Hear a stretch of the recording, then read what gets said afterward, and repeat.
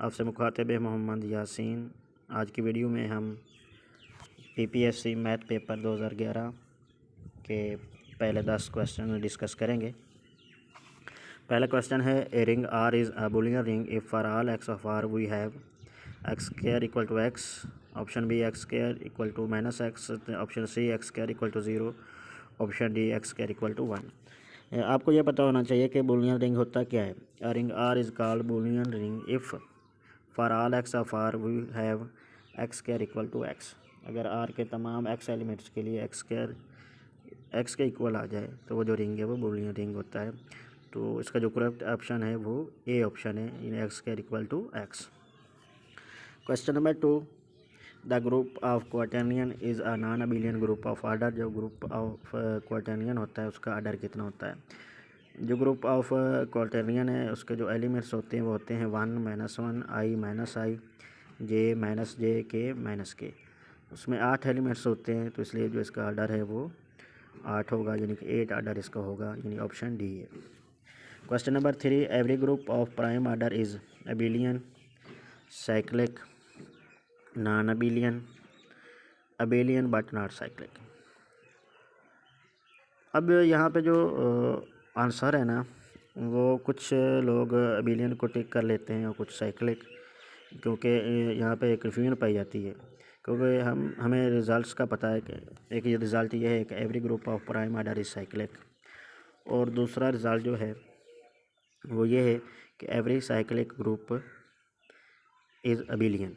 तो इन दोनों रिज़ल्ट को इकट्ठा कर लेते हैं तो वो जो है अबिलियन पर लगा देते हैं। वो कहते हैं कि रिज़ल्ट इसका जो आंसर है वो अबिलियन है। लेकिन हमें यह पता है कि अब every cyclic group is abelian but converse is not true. तो अगर आप अबिलियन पर लगा देते हैं तो उस रिज़ल्ट की नफ़ी हो जाएगी कि every group of prime order is cyclic. और अगर आप साइक्लिक पर लगा जाते हैं तो साइक्लिक जो होता है वो अबिलियन भी होता है, तो इसमें दोनों जो रिज़ल्ट्स हैं वो इसमें आ जाते हैं। तो इसलिए जो इसका जो करेक्ट ऑप्शन है वो साइक्लिक है, यानी every group of prime order is cyclic. Question number 4, any two conjugate subgroups of a group G are. किसी ग्रुप जी के जो दो कॉन्जुगेट सब ग्रुप्स होते हैं उनका आपस में रिलेशन क्या होता है। इक्विवेलेंट होते हैं, सिमिलर होते हैं, आइसोमॉर्फिक होते हैं, नन ऑफ दी। पहले तो आपको यह पता होना चाहिए कि कॉन्जुगेट सब ग्रुप्स होते क्या हैं। आपके पास जी एक ग्रुप है, एच और के उसके दो सब ग्रुप्स हैं, तो एच और के कॉन्जुगेट सब ग्रुप्स कहलाएंगे अगर जी के तमाम एलिमेंट्स जी के लिए जी एच जी इनवर्स जो है ये के इक्वल आ जाए। यानी कि आप जी के तमाम एलिमेंट्स ले लें और तमाम एलिमेंट्स के लिए आप जी एच जी इनवर्स फाइंड कर लें। यानी एच को लेफ़्ट साइड से आप जी से मल्टीप्लाई करें, राइट से जी इनवर्स से। तो इसी तरह एच के हर एलिमेंट को आप मल्टीप्लाई कर लें तो आपके पास एक नया सेट बन जाएगा। तो वो कहता है वो एक नया जो सेट बनेगा अगर वो के इक्वल आ जाता है फिर एच और जो के हैं ये दो कॉन्जुगेट सब ग्रुप्स कहलाएंगे। और कॉन्जुगेट सब ग्रुप्स के लिए हमें एक रिज़ल्ट का पता है कि दो कॉन्जुगेट सब ग्रुप्स जो होते हैं वो आइसोमॉर्फिक होते हैं। तो इसलिए इसका जो करेक्ट ऑप्शन है वो सी है, isomorphic. Question number 5, if H is subgroup of index खाली जगह then H is a normal subgroup of G. कि एच जो है वो कितने इंडेक्स का हो कि वो एच जो है वो जी का नॉर्मल सब ग्रुप होगा। अब इंडेक्स होता क्या है और नॉर्मल क्या होता है। इंडेक्स क्या होता है, नंबर ऑफ डिस्टिंक्ट लेफ़्ट और राइट कोसेट। आप लेफ़्ट या राइट कोसेट्स आप फाइंड कर लें एच के, तो जो number of distinct left coset या राइट कोसेट होगा वो इसका इंडेक्स होगा। नॉर्मल सब ग्रुप क्या होते हैं, अगर जी के हर एलिमेंट के लिए एच का लेफ़्ट कोसेट और राइट कोसेट जो है वो इक्वल आ जाता है फिर जो एच है वो जी का नॉर्मल सब ग्रुप कहलाएगा। तो हमें एक रिज़ल्ट का पता है कि एवरी सब group of index 2 is normal subgroup of जी। हर वो सब ग्रुप जिसका इंडेक्स 2 हो जी का नॉर्मल सब ग्रुप होता है। तो इसका जो करेक्ट ऑप्शन है और सी है। और आप किसी ग्रुप का जो सब ग्रुप का जो इंडेक्स है वो इस तरह भी निकाल सकते हैं कि इंडेक्स जो होता है वो इक्वल होता है order of G divided by order of subgroup H.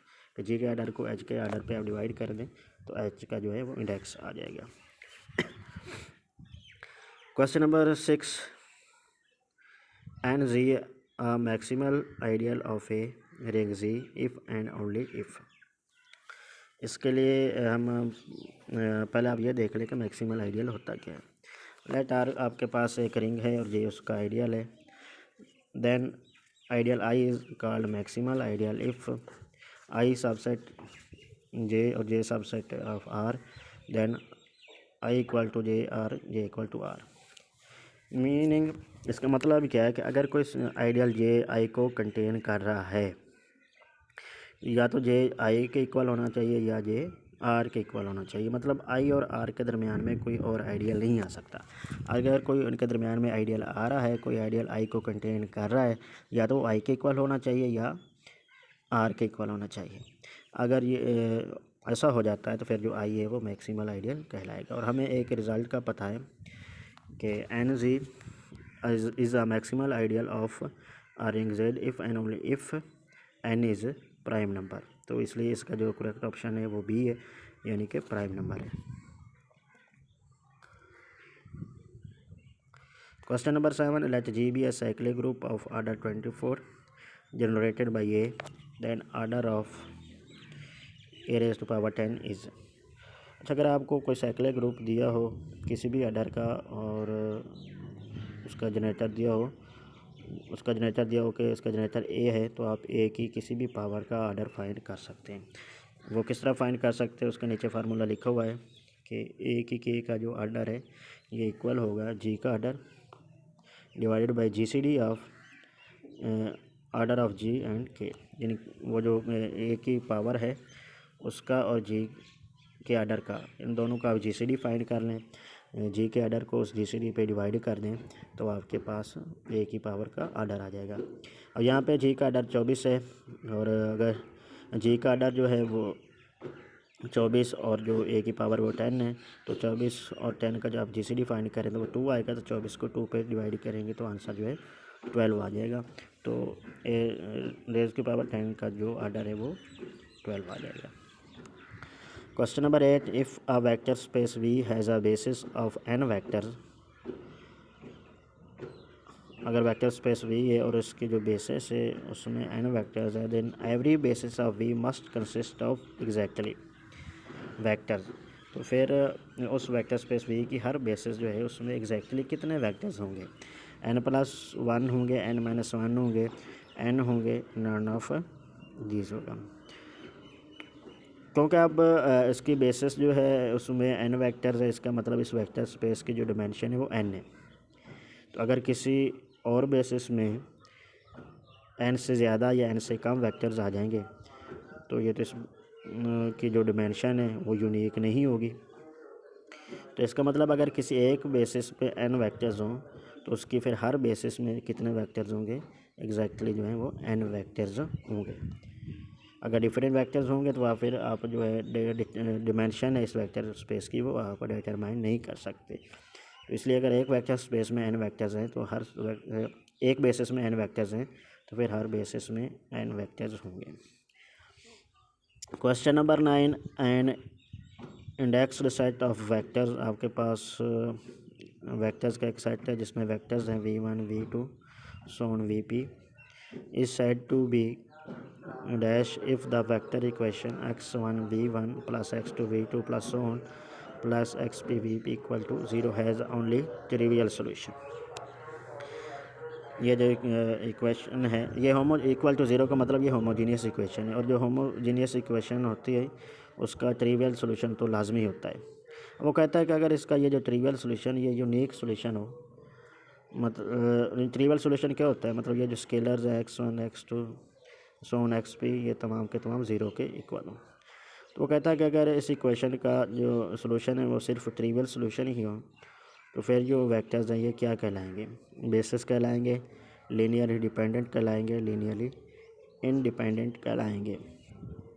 हमें डेफिनेशन का पता है कि vectors v1 v2 so on vp are called independent vector if इनका जो लीनियर कम्बिनेशन है x1 v1 plus x2 v2 plus so on xp vp equal आ जाए, इक्वल हो ज़ीरो के, और यहाँ पे जो स्केलर्स हैं उनकी जो वैल्यू है वो ज़ीरो आ जाती है, तमाम स्केलर की वैल्यू जो है वो ज़ीरो आ जाती है, तो फिर वो ये जो वेक्टर्स हैं ये लीनियरली इंडिपेंडेंट कहलाएंगे। तो इसका जो आंसर है वो लीनियरली इंडिपेंडेंट आएगा। बेसिस इसका ऑप्शन इसलिए नहीं हो सकता क्योंकि आप देखें इसके जो अब आर की एन जो है इसकी डिमेंशन एन है, तो अगर ये जो वेक्टर सेट ऑफ वेक्टर्स है v1 v2 so on vp अगर इसको हम बेसिस कह देते हैं तो उसकी डिमेंशन एन है, इसमें p वेक्टर्स हैं, तो वो तो डिमेंशन जो है वो यूनिक होती है, इसके बाद की नफ़ी हो जाएगी, इसलिए ये बेसिस नहीं हो सकता। तो इसका जो ऑप्शन है वो लीनियरली इंडिपेंडेंट है। क्वेश्चन नंबर 10 है the set Cn of all nth roots of unity for a fix positive integer n is a group under. जो set of nth roots of unity होता है वो ग्रुप होता है under addition modulo n multiplication modulo n।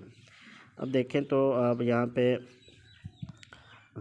पहले देखें set of roots set of nth roots of unity वो क्या होता है, यानी Cn जो इक्वल होता है x बिलोंग टू C, मतलब वो कम्प्लेक्स नंबर जिनकी जो पावर n है वो किसके इक्वल है, 1 के इक्वल है।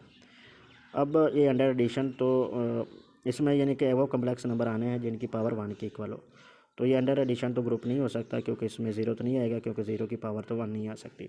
इस तरह ये एडिशन मॉडुलो n भी नहीं हो सकता, और मल्टीप्लिकेशन मॉडुलो n भी नहीं हो सकता क्योंकि जो मॉडुलो है वो जो है वो इंटीजर्स के लिए होता है।